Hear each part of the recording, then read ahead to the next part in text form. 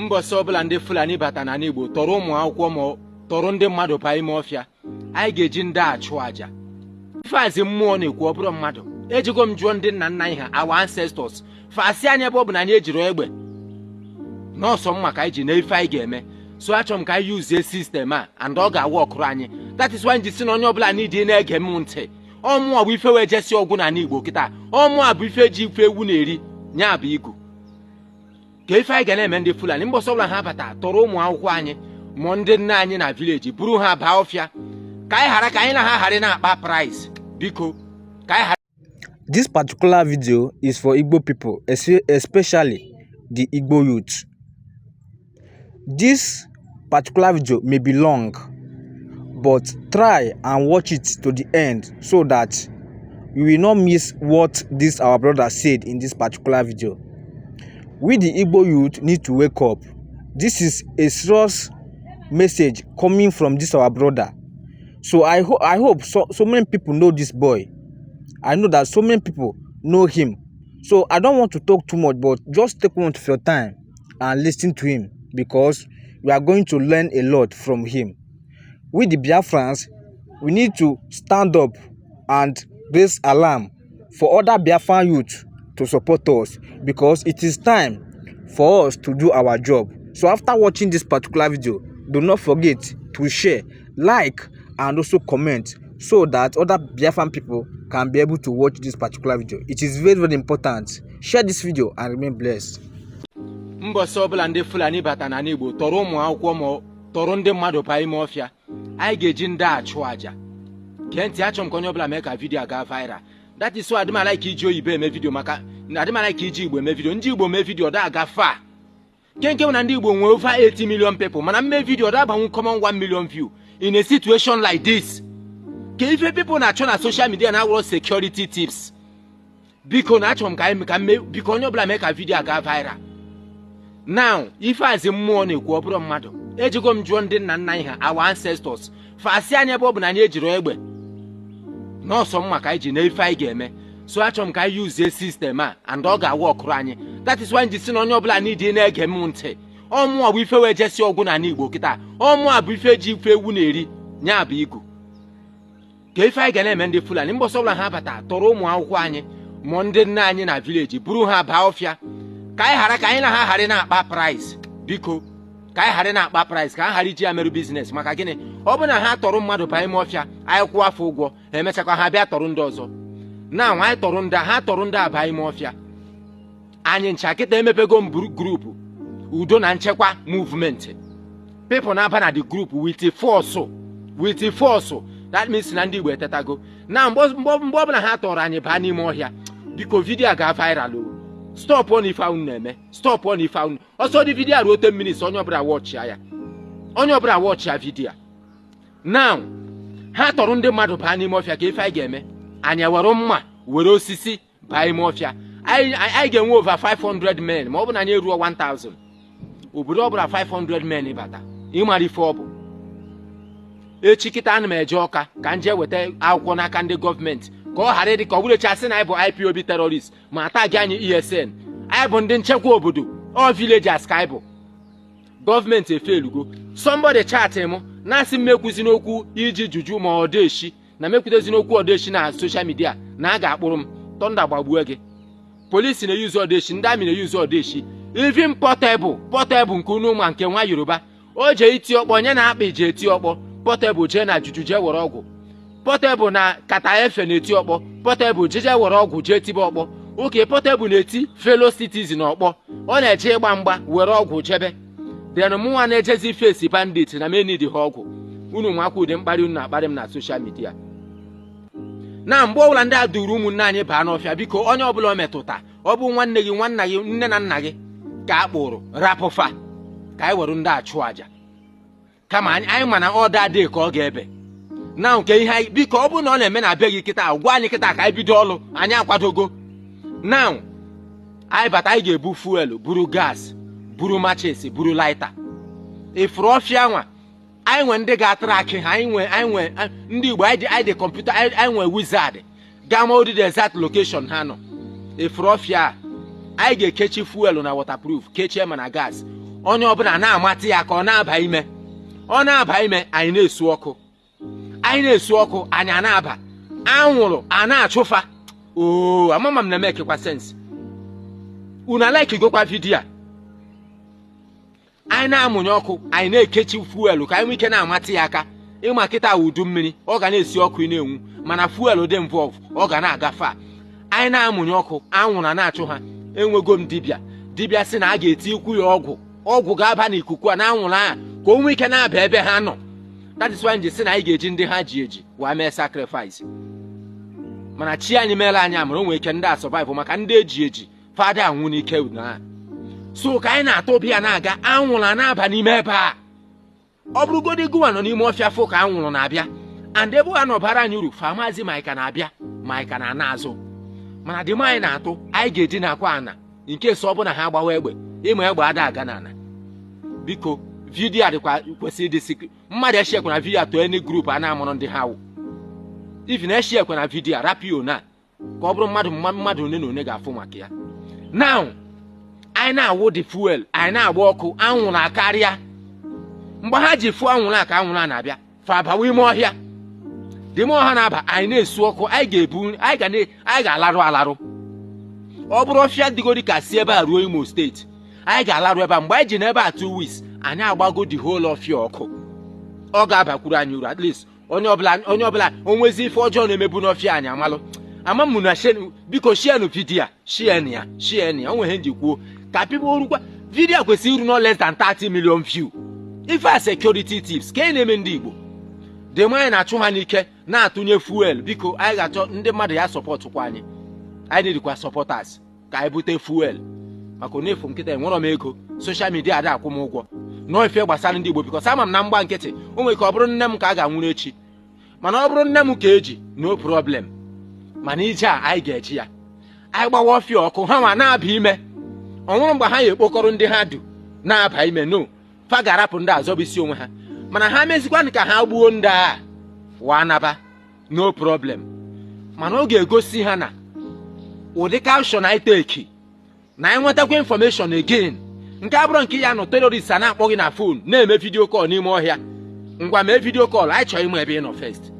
Ọgwụ na anyị amụrụ ebe na anyị ga-atara akị gị. Na anyị na-abịa, ha nwa na-aba ime ọhịa. Ọgwụ na ha gburu ndị ha ji, no problem. Ndị o metụta jibe, ọ mmadụ ga-achụ aja. Nnamdi Kanu na-achụ aja nke ya. Abịa be Nnamdi Kanu gbuo ndị egburu, eji ndị achụ aja. Dị m anyị na-abịa, dị m ọha na-aba ime ọhịa. Fa ọsọ ha ga-eje gwu ụmụnne ha ihe afọ. Anyị bịa buru ụmụnne anyị n'ozu maka ha ya tara ozu ata, anyị jee nne ya. Mana beri ala ka anyị ga-esi kwa ndị a, anyị ga-akwa ha n'ụdị ụwa niile ga-afụ na iwe na-enwe anyị. Onwekwa onye anyị na-ekpesara, ya na-ekpesara gọọmenti. Mana ụdị gị ha mezie ewu na ọkụkọ ma nkịta onye ọbụla ga-aba n'ụlọ. Ị bụrụ onye Hausa, ị ga-anagodi be nna gị. Ị bụrụ Fulani, ị ga-anagodi. Mana ka o si dị na ị bụrụ Fulani na-achị efi, you are welcome. Ị bụrụ Fulani na-ere suya, you are welcome. Ị bụrụ Fulani na-ere ute, you are welcome. Mana kwa ebe Fulani na-achụ nta, ịhụ nta, prohibited. Ọ bụrụ na ị bụ Fulani, you are living in the bush, prohibited. Say further notice for security reason. I know be ESN, I know be Biafra Liberation Army. I'm not under any government. I am an individual trying to unite ourselves to tackle this invasion that these people want to come to my land and do. Who does that? You think it was easy for them like that and our ancestors to fight Biafra war? Our ancestors for keep quiet now. You can't reach our own tongue, we want to Jones. Bikonu, if our security teams can what make sure no follow. Maka update gonna be 247. And on your Blajena page, him dead download your picture now. Maka echikite nwe ike kpọrọ m sị na a constitute nuisance. Kunu nwoke ike kwueru m okwu. Pụtara m na main road mee protest. Ka harapụ m maka ọkwa maka mụ ha ga-abịa. Mana tupu na na-abịa mee nụ m invite. Adịkwa m on guard every time. Mmegbupụkwa mmadụ aka. Mee nụ m invite ka mmanụ onye bụ onye. Our ancestors are wise. Godin.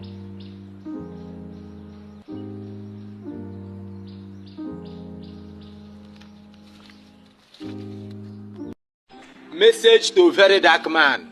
Very dark man. I saw where you are talking about Igbo people and also Islamization agenda. VDM, count Igbo people off. We are not interested. Anything that has to do with Islamization, count us off. We are not seeing anything as an Islamization agenda. We are seeing them as terrorists. They are invading people's land, killing us. And I heard you saying that Igbo people are shouting that bandits no go enter Igbo land. Any day bandits enter Igbo land and kidnap our children, students, behead our teacher. You see that town will be declared state of emergency. We, the Igbo youth, we will ransack that bush. Noted. I want you to know this. Now, VDM, I want you to know this one. Igbo people, we have never gone to anybody's state or country to cause war. Even when they are destroying our properties in Lagos, we no cause war. But that doesn't mean say you go carry war from your own land, enter Igbo land. Oga, Igbo land is another country. If you come Igbo land, you go see different ideology. The way Nigeria there, if you enter Igbo land, you go see another way of life. So no use other people when we say people they mess them up. Them they shout to government to come and help them. Igbo people, we are not calling on government to. Government could not save themselves. Talk more of saving us. Now my message to bandits and all these people that say they are pushing the agenda of Islamization. Bandits, if it's all about Islamization, that made you people to be entering people's states, buying them, taking their land, chasing them away, kidnapping them. If that is your idea, if that is the same idea you are using to come to Igbo land, we are not interested. Like, you want me to be a Muslim, right? You want to Islamize me. Okay, I'm not interested. Is there anything bad about that? How I wish people will share this video first. Now, you know what? You as a Muslim, come. I want to change you. Come and follow my own belief. I'm an Omenana man. I'm on your Omenana. Come and follow my own Omenana. Come, let me give you Nzu, Edo, and Cola with a hot drink. You'll be using to be praying to your ancestors. Come. Okay, you don't want Tabi. You don't want to be my own. But you are forcing me to be your own. Thunder go fire your mama. Fire your papa. Why? Because your papa and your mama, what you people are doing the same thing they did. Like you people are doing, had it been there is nothing like your papa and your mama, there will be nothing like you. So stupidity made you to leave your own land. Come to my land where we say, I know fall from sky. Now person born me. So I should abandon what those people they do. To come they sit down for mat, do leg like this.